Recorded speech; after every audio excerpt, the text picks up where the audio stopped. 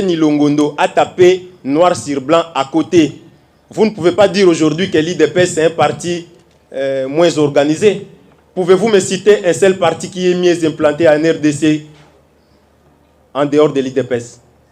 Non, l'IDPS n'est pas mal organisé. Nous revenons des élections et vous êtes tous sans ignorer que c'est l'IDPS qui est la première force politique. Pensez-vous qu'un parti qui soit mal organisé puisse obtenir ces scores-là aux élections? Non. Ce que Etienne Longondo fait, c'est chercher les poux sur la calvitie d'une personne qui a la chauve. Mais si Etienne Longondo doit avoir le courage de nous dire qu'il a déjà traversé et qu'il est en train de jouer pour les comptes de l'ennemi, dire que l'IDPS est mal géré, que l'IDPS n'est pas réorganisé, c'est faux. Aujourd'hui, à l'IDPS, on a une commission de gestion d'ambition. Citez-moi ne serait-ce qu'un autre parti au Congo que vous connaissez qui a déjà fait cela. Non, nulle part ailleurs. Mais c'est à l'IDPS où vous êtes licencié. Avant de devenir ministre, on vous demande d'aller déposer votre dossier au niveau de la commission de gestion d'ambition qui statue au vu de tout le monde. On délibère et on dit tel est retenu. Devons-nous, n'est-ce pas, applaudir pour pareille initiative? Donc, ce sont des histoires qui peuvent attester à coup sûr que ce que dit Etienne Longondo, la motivation provient d'ailleurs. J'espère bien que vous pouvez... Sa question était non fondée. Qu'est-ce qu'on reproche exactement à M. Etienne Longondo? Je ne voudrais pas qu'à la sortie de cette conférence de presse, qu'on dise écoutez, mais Joseph a été épargné de certaines questions. Alors, ce que nous reprochons à M. Etienne Longondo, c'est ses intentions machiavéliques. Ce sont ses intentions de nuire, essentiellement basées sur la frustration. Allez lui poser la question. Pourquoi a-t-il attendu seulement que le gouvernement souminois soit publié pour qu'il vienne balancer la soi-disant correspondance, qui du reste n'a pas été écrite par lui? Monsieur Etienne Longondo n'a fait que porter cette lettre-là. Il n'a servi que des panneaux publicitaires. Si vous l'enfermez dans une maison, vous lui demandez de reproduire in extenso cette correspondance, il sera incapable. Je vais vous rappeler quelque chose, cher ami. Si vous avez été informé, lorsque l'IDPS était en train d'organiser les primaires pour choisir le premier vice-président de l'Assemblée nationale, on a organisé des séances, des activités où on a demandé à chaque candidat qui aspirait à accéder à cette fonction, à prendre la parole, à nous dire qu'est-ce qu'il ferait pour le pays s'il accède une fois au poste de premier vice-président de l'Assemblée nationale. Vous serez étonné de la réaction d'Etienne. Il a balbutié, cher ami. Monsieur Etienne a manqué de mots. Il a commencé à nous relater des histoires. 5 minutes sans pour autant prononcer ne serait-ce qu'une phrase. Donc, acceptez avec moi que la lettre de M. Etienne Longondo est inappropriée pour des raisons. Sa réaction, à quel moment il l'a fait. Vous voyez, je vous ai parlé ici que c'est un frustré. Aujourd'hui, à l'Équateur, on a parlé de Jean-Lucien Boussa, Jean-Pierre Bemba. À l'IDPS, on n'a pas que Etienne Longondo pour accéder aux fonctions des ministres. Il y a combien de veuves? Il y a combien de veufs? Il y a combien des orphelins? Combien sont morts? Est-ce qu'on a que Etienne Longondo comme cadre à l'IDPS? Est-ce que parmi nous ici des combattants, il n'y a pas de licenciés? Est-ce que lui c'est un super combattant? Alors, toutes ces hypothèses nous conduisent à dire que lui c'est une expression cachée de tout ce qui se trame pour nuire au parti présidentiel, notamment à la personne d'Augustin Kabouya. Monsieur Etienne Longondo dit que Kabouya c'est quelqu'un de clientélisme. Lorsque Kabouya, en son temps, avait proposé M. Etienne Longondo pour être nommé ministre, avait-il fait du clientélisme? Est-ce que vous pouvez me répondre par un oui? Je ne pense pas. Donc, tout ça prouve que sa quête est motivée par des laboratoires obscurs et qu'il est important pour nous de dénoncer ça. Monsieur Dominique Dinanga, Top Congo FM, il voudrait savoir si l'attitude de M. Etienne Longondo pouvait être assimilé à l'auto-exclusion. Et aussi à l'expression de la démocratie au sein du parti. Oui, moi je pense qu'il n'est pas loin de ça. Parce que celui qui pose une question a une partie des réponses. Quand vous vous évertuez à écrire des insanités contenues dans ce que nous pouvons assimiler à une correspondance administrative, c'est que vous avez quelque chose qui cogite dans votre cabessa. Et moi je pense, nous devons d'abord savoir, attendre, avoir un peu de patience pour constater ce qui sera le débouché de sa matinée politique convoquée à Ndjili Sainte-Thérèse. Peut-être que c'est une surprise qui nous attend. Il peut nous dire, bon voilà, parce que j'ai pris le temps d'être outillé à l'IDPS, comme l'ont fait les Moubake, les Chibala et les autres, peut-être qu'il va nous annoncer la création de son propre parti politique. Ce n'est pas exclu, c'est un scénario possible. Mais quant à la démocratie au sein de l'IDPS, ce que j'ai fait là, c'est une démocratie. Le fait par lui de diffamer, d'écrire des faussetés, des contre-vérités à l'endroit des autorités du parti, qui, c'est là hier, lui ont même fait payer la caution à la CENI. Jusqu'aujourd'hui, est-ce que M. Eteni est inquiété?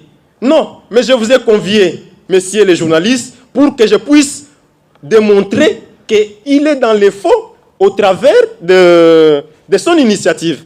Donc, effectivement, la démocratie, c'est un credo de l'IDPS.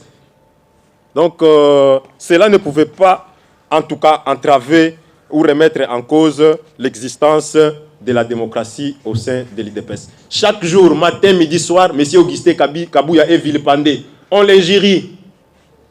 Et pourtant, il travaille matin, midi, soir, il rentre tardivement, il n'a même pas le temps pour sa famille. Mais vous allez trouver quelqu'un qui s'appelle par exemple un communicateur, qui achète les mégas dans son téléphone, dans sa chambre, il va commencer à dire n'importe quoi. Et s'il n'y avait pas de démocratie, je pense qu'on n'aurait jamais vu cette attitude-là. C'est ici l'occasion pour nous d'inviter les combattants et combattantes à plus de maturité, à bien discerner plutôt ce que nous faisons. Et ce que nous faisons devrait aller dans le sens d'accompagner les chefs de l'État, d'accompagner notre hiérarchie au niveau du parti.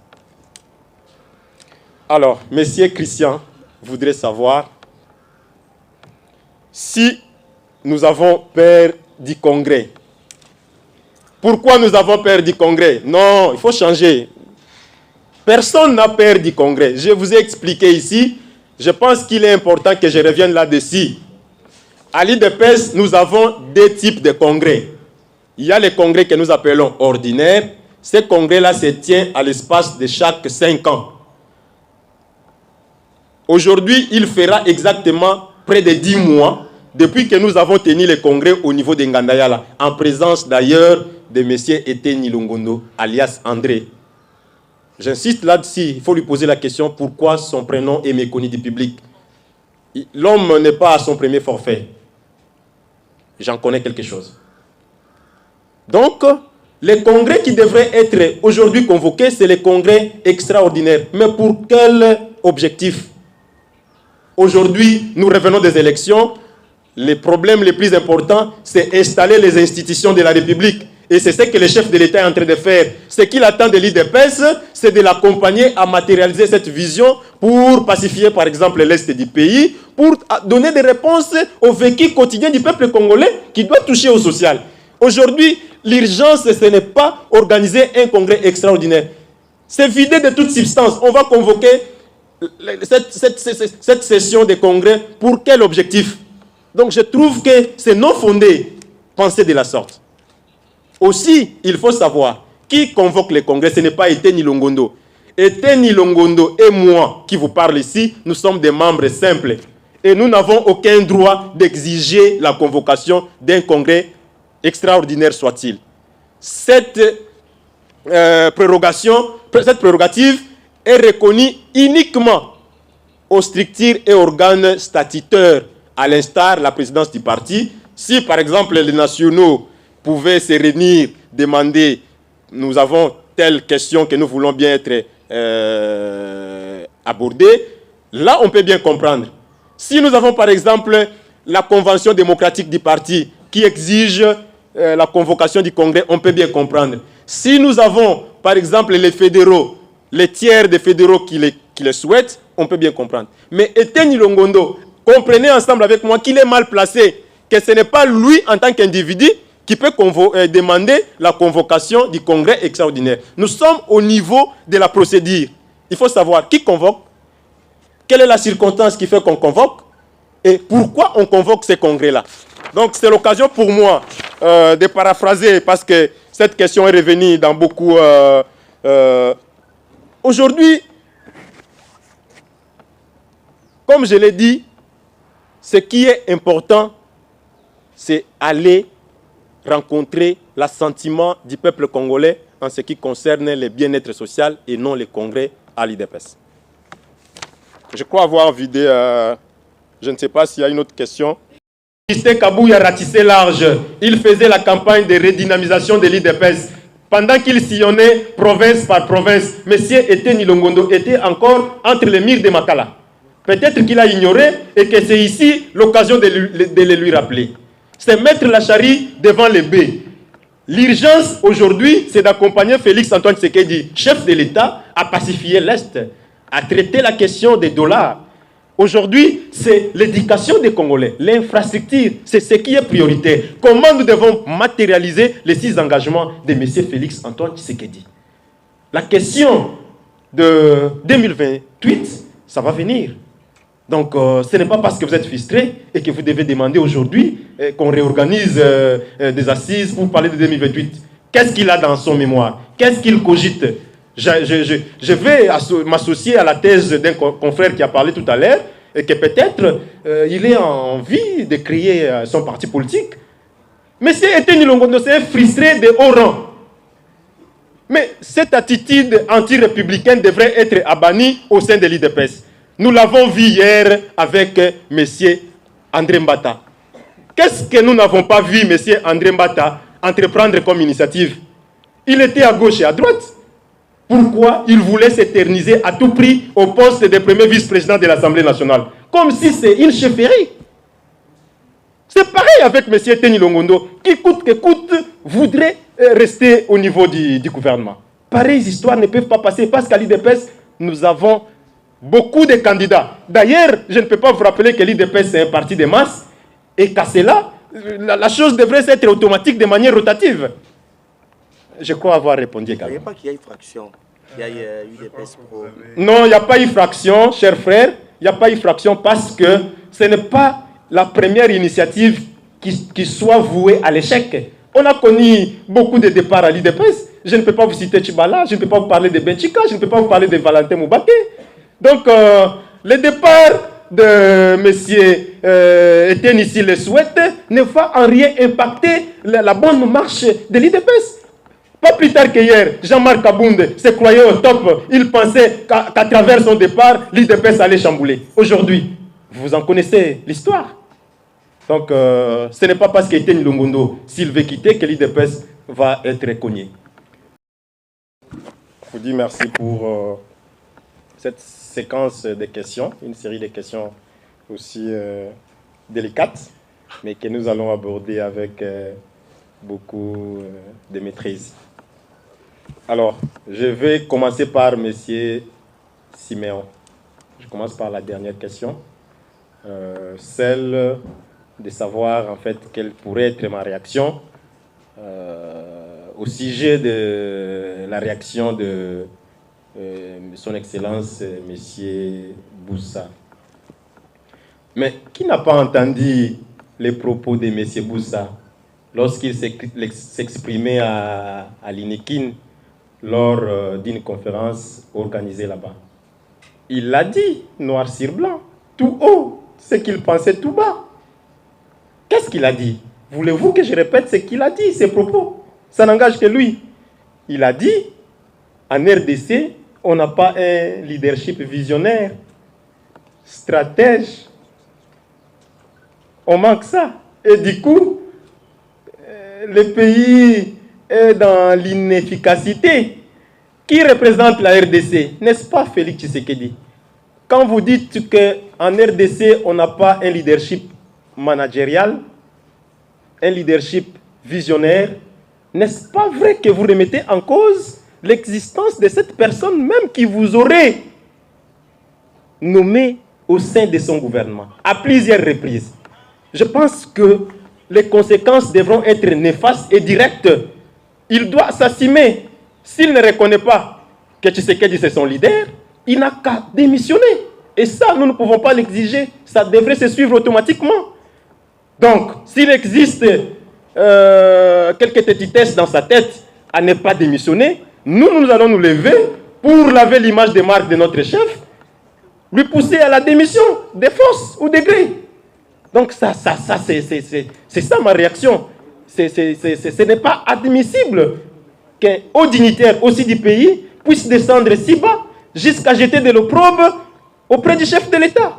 Et moi, je ne peux pas applaudir même une minute quant à des situations pareilles. Alors, on me demande pourquoi aujourd'hui nous parlons du détournement.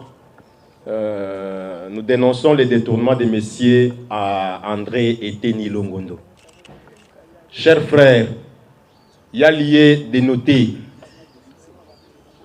Aujourd'hui, nous parlons parce que le moment est opportun. Hier, l'IDPS ne pouvait rien faire parce que le dossier était géré au niveau de la justice. Si moi, Joseph Boulaboula, vous réunissez en cette époque pour aborder cette situation, certains d'entre vous me qualifieraient de l'ingérence. Vous diriez tantôt que la justice n'était pas partielle. Alors, ce sont ces motivations qui nous ont conduits à observer cette attitude.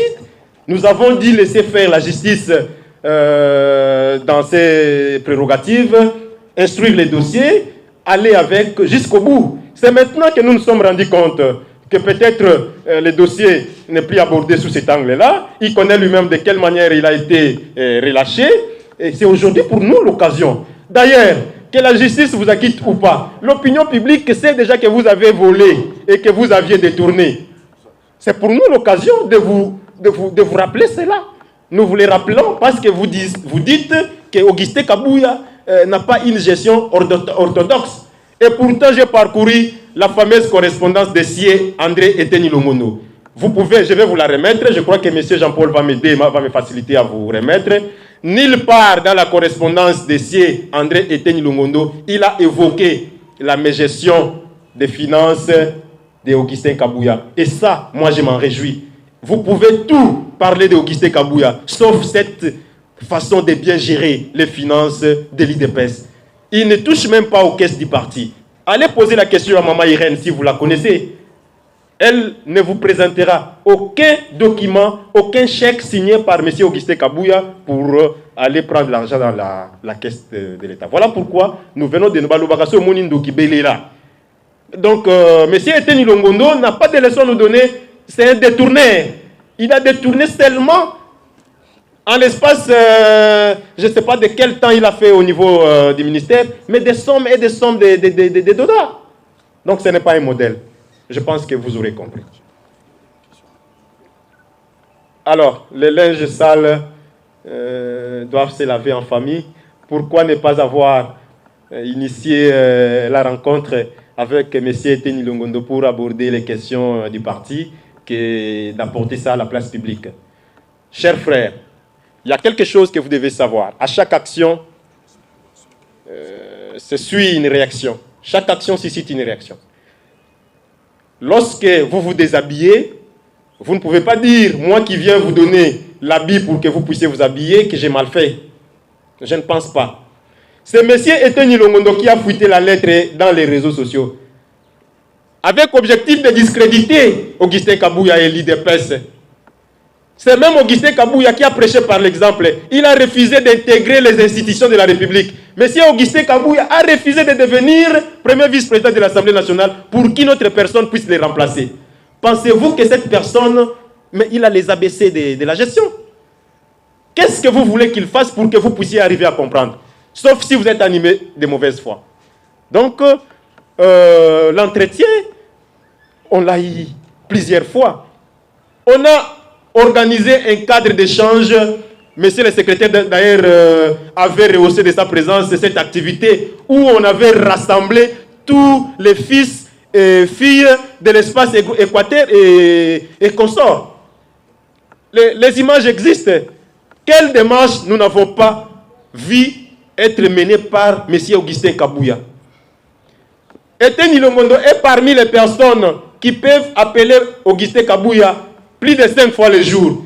Il est parmi les rares personnes qui peuvent les rencontrer à son gré, là où il veut, quand il veut et à quel moment.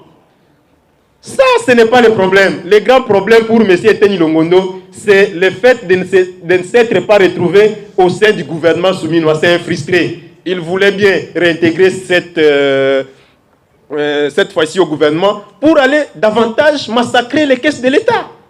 Donc, nous avons mené cette démarche de réconcilier et de parler en famille, mais parce que lui ne le souhaite pas, il nous oblige, nous, à réagir. Donc, ne nous tenez pas rigueur quant à ça. Je crois avoir vidé cette série de questions. Non, ma question. C'était la... Malheureusement, ensemble avec moi, que dans sa correspondance adressée à la hiérarchie de l'IDPS, Monsieur a omis volontairement de mentionner son adresse physique. Donc, cette correspondance, telle que rédigée par moi, je ne sais pas où est-ce que je dois trouver M.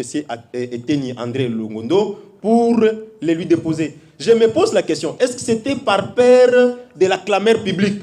Il savait que l'opinion publique qui allait découvrir ces manœuvres dilatoires pouvait déverser sa colère sur lui. C'est ce qui aurait fait qu'il cache son adresse. Parce que, admettez aujourd'hui, si M. Augustin Kabouya veut lui répondre à sa lettre, il irait lui déposer ça où? Pour acquiser réception. Raison pour laquelle j'annonce solennellement que dès ce lundi, je vais saisir les huissiers de justice afin que cette correspondance puisse être déposée auprès de M. André Etienne Ilongondo pour qu'il en prenne connaissance. Merci beaucoup. Mise en âme et conscience pour rétablir la vérité et chasser illico presto la désinformation qui attend Élie domicile dans la lettre du précité. Dans sa correspondance, Sie Etienne Ilongondo, alias André, il faut bien le retenir pourquoi je l'appelle André, vous allez vous en souvenir, qui n'a jamais eu de prénom, mais je vous l'avoue aujourd'hui que son prénom c'est Monsieur André. Vous pourrez lui poser la question, qu'est-ce qui fait que son prénom soit méconnu du grand public? Alors, dans sa correspondance, M. André Etienne a adressé une lettre contenant une liste exhaustive de ses revendications qu'il estime bien comme allégation à l'égard des autorités de l'IDPS, en l'occurrence le secrétaire général Augustin Kabouya. Alors, je vais point par point aborder tout ce qu'il a eu à soulever comme problème et je vais apporter des réponses parce que je considère que c'était des contre-vérités. Tout ce qu'il a dit était mensonger. Tout ce qu'il a dit, il n'y avait rien de vrai. Alors, c'est ici, comme nous avons dit que c'est l'occasion pour nous d'éclairer la lanterne de l'opinion publique qui nous suit, je vais en tout cas en détail déballer point par point pour que l'opinion puisse être fixée. Dans sa réclamation, il dit vouloir obtenir la convocation du congrès extraordinaire. Ça, c'est parmi les revendications ultimes de M. Etienne Ilongondo. Alors, il oublie que pour convoquer le congrès, tout est régi dans les statuts de l'IDPS. Vous allez vous en souvenir avec moi, il y a exactement aujourd'hui 10 mois que l'IDPS avait organisé, sous les yeux de vous, messieurs de la presse, son congrès au niveau d'Ngandayala. Et cela, ça s'appelait congrès ordinaire. Donc, ce que M. Etienne Ilongondo veut demander, ce n'est pas un congrès ordinaire, parce que le congrès ordinaire, il est organisé chaque 5 ans. C'est à l'intervalle de 5 ans qu'on peut bien organiser un congrès ordinaire. Ce que lui souhaite, c'est un congrès extraordinaire. Alors, mais il s'appelle ancien secrétaire général de l'IDPS. Et pourtant, il oublie, il ignore aussi des matières si simples qui devraient sauter à son esprit. Parce que le congrès extraordinaire n'est pas convoqué par n'importe qui. Il n'a ni qualité, il n'a ni mandat pour convoquer le congrès. le congrès extraordinaire de surcroît. Celui-ci est convoqué soit par la présidence du parti, celui-ci est convoqué soit par la CNDP qui peut solliciter qu'on organise le congrès, ou encore les 3/3 des fédéraux qui composent en fait l'exécutif de l'IDPS. À ce jour, Etienne Longondo n'est ni dans une structure que je viens de citer ici.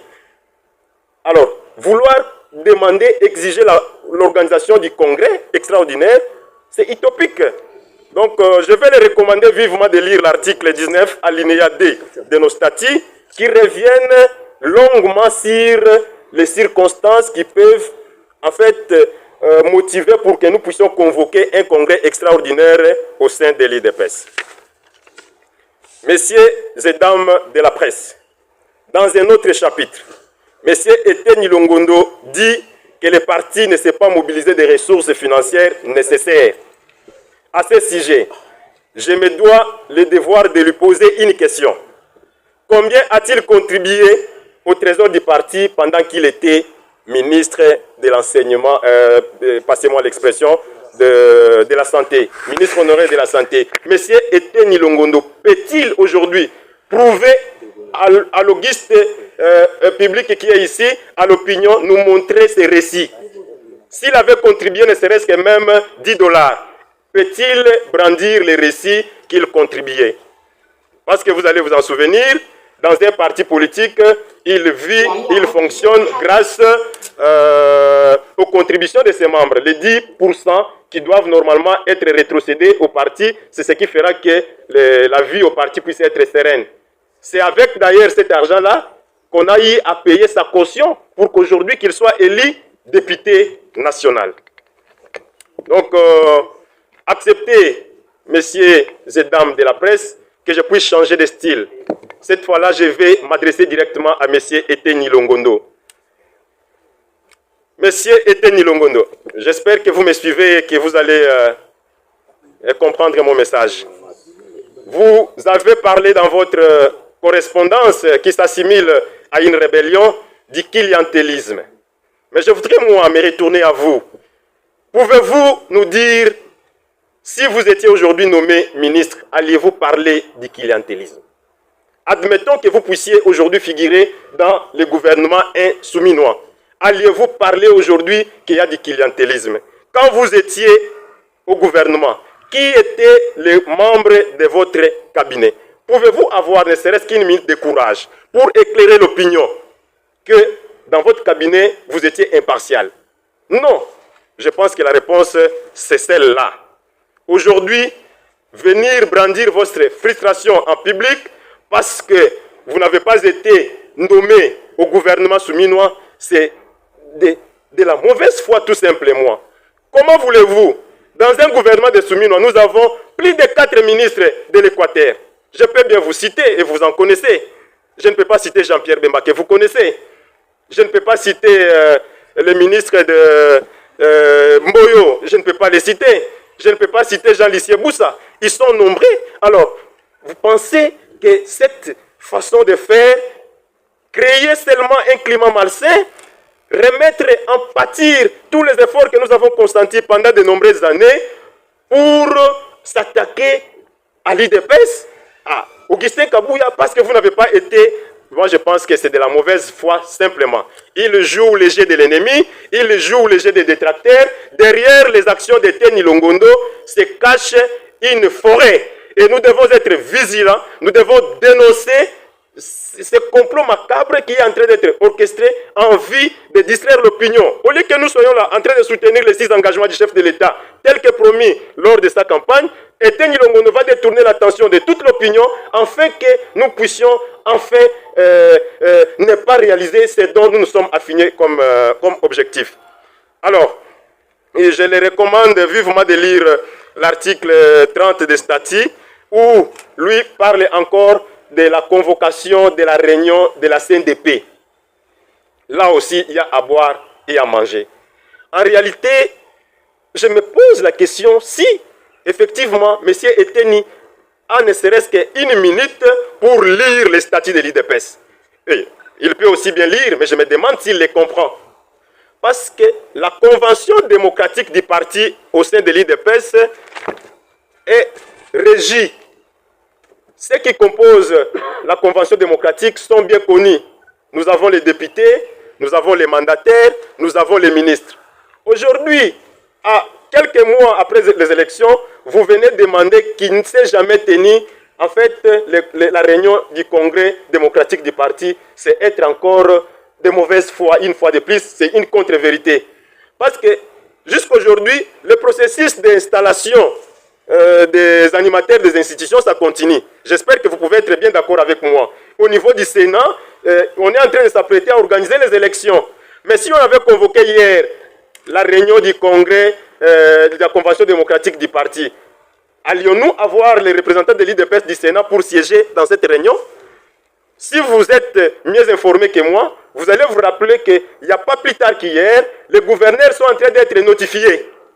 Or, dans la Convention démocratique, ce sont ces gouverneurs-là, de chaque province appartenant à l'IDPS, qui doivent faire partie et siéger pour délibérer les matières sensibles du parti. Alors, demandez à Eteni, lorsqu'il dit, pour tromper l'opinion, les faibles esprits, en disant qu'on n'a pas convoqué la Convention démocratique. Est-ce qu'il est sérieux?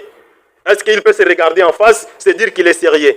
Il ne faudra pas qu'on puisse distraire l'opinion. L'opinion en a marre. Donc, je les recommande de lire l'article 30 de nos statuts. Il pourra en tirer toutes les conséquences. Autre chose, messieurs et dames de la presse. Monsieur André Eteni Longondo, dans sa correspondance, il dit qu'il ne reconnaît pas que l'IDPS a obtenu la majorité à l'Assemblée nationale. Mais c'est rigolo ça. Qui oublie que la loi électorale a été élaborée de la sorte qu'aucun parti politique en République démocratique du Congo ne puisse atteindre à lui seul la majorité à l'Assemblée nationale. Ça, c'est connu de tous. Il peut bien se référer à la CENI, qu'il lise, il peut chercher des juristes pour qu'on interprète en sa faveur la loi électorale. Aujourd'hui, aucun parti politique ne peut se taper la poitrine à lui et lui seul obtenir la majorité au niveau de l'Assemblée nationale. Moi, je pense qu'il doit se repentir. De tromper l'opinion de cette manière-là, ce n'est pas une très bonne chose. Si nous devons avoir des cadres, des républicains, qui décident quoi, auraient même assumé des fonctions au sein du gouvernement. Venir tromper, dire l'IDPS n'a pas atteint et n'a pas obtenu la majorité, c'est mensonger. Qui ne connaît pas qu'aujourd'hui, l'IDPS c'est la première force politique du pays. Grâce aux efforts d'Augustin Kabouya qu'il veut aujourd'hui redouter, Augustin Kabouya a ramené au sein du parti, auprès du chef de l'État, son Excellence Félix-Antoine Tshisekedi Tshilombo, plus de 150 députés nationaux. Aujourd'hui, l'IDPS a des assemblées nationales pleines de membres de l'IDPS. Au Sénat, nous avons plus de 40 sénateurs. Ce sont des efforts qu'on doit oublier parce que Eteni Longondo soit-il frustré de surcroît, qui veut obtenir un ministère, nous devons oublier ça. Je pense qu'on doit être honnête si l'on veut bien changer le système de gestion dans ces pays. Et ce n'est pas avec des gens comme Eteni Longondo que cela peut arriver. Je serai sans dents aujourd'hui pour M. Eteni Longondo. Et je veux que ces messages les lui parviennent. Parce que nous en avons marre. Il dit, M. Eteni Longondo, dans son... Je ne sais pas appeler ça... vous allez me passer l'expression. Dans sa fougue.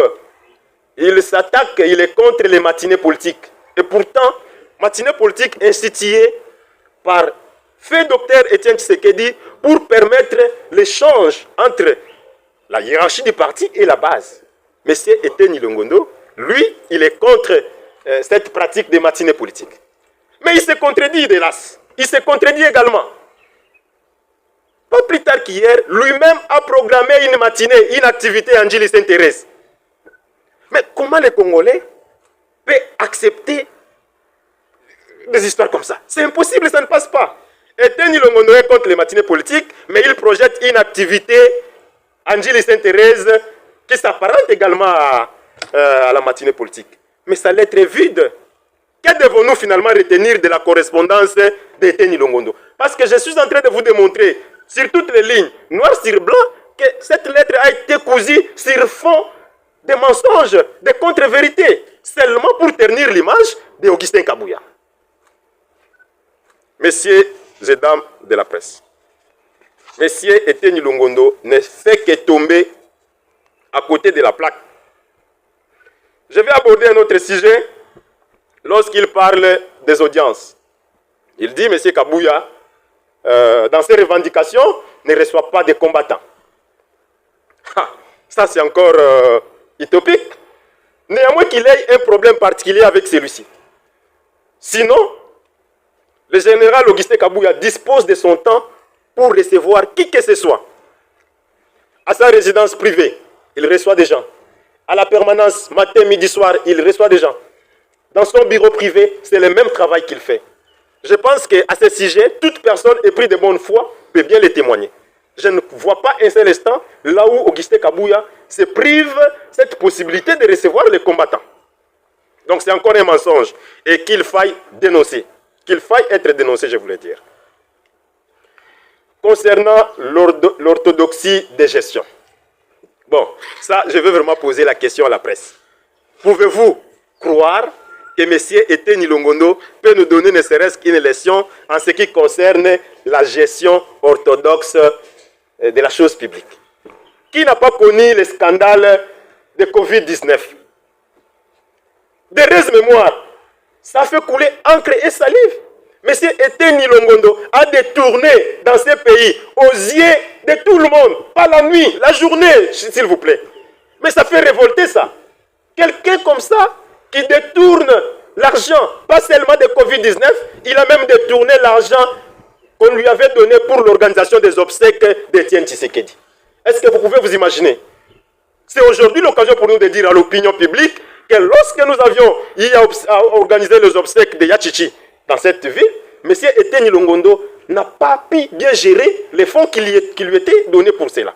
Est-ce qu'il peut avoir le courage aujourd'hui, parce qu'il projette une matinée politique en Gilles Saint-Thérèse? Je le mets au défi pour les réseaux de redevabilité. Qu'il nous dise de quelle manière il a géré au niveau de la santé, où il fut ministre. De quelle manière il a géré les ambitions, combien de combattants, qu'il inscrive cette question dans l'ordre du jour de la matinée politique qui va convoquer Angèle Saint-Thérèse et qu'il nous donne des réponses appropriées. Il ne faut pas venir blaguer avec les Congolais, de sur quoi les combattants de l'IDPS que nous sommes. Alors, M. Eteni Longondo, dans toute cette aventure, vous pouvez comprendre avec moi, parce que là je vais chuter, que M. Eteni a eu à commettre des bavures. Le style adopté par son texte n'a pas été aussi cohérent. Il a commis des fautes graves. Il a affirmé des choses sans détenir de preuves. Et ça s'appelle amendement qu'il doit rapidement apporter, il doit rapidement se raviser. Sinon, il tombe sous le coup des sanctions telles que prévues dans le règlement intérieur de l'IDPS. Et pour ça, je ne le pardonne pas. Ce qui me concerne, moi, je vais inviter la Commission nationale de discipline à le convoquer, à l'auditionner pour qu'il réponde de ses actes, conformément à l'article 64 du règlement intérieur. C'est ici, mesdames, mesdemoiselles et messieurs, l'occasion pour moi de lancer un vibrant appel à tous les combattants et combattantes à barrer la route à toute personne qui va se permettre d'initier pareille histoire, en vue de ternir l'image des marques de notre parti. Nous devons nous lever comme un seul homme pour barrer la route à ce genre d'imposteurs. Il y a lieu que cela cesse une seule fois. Je crois que ce message a été suffisamment bien parlé. Je me remets à votre disposition pour des éventuelles questions et réponses. Je vous remercie.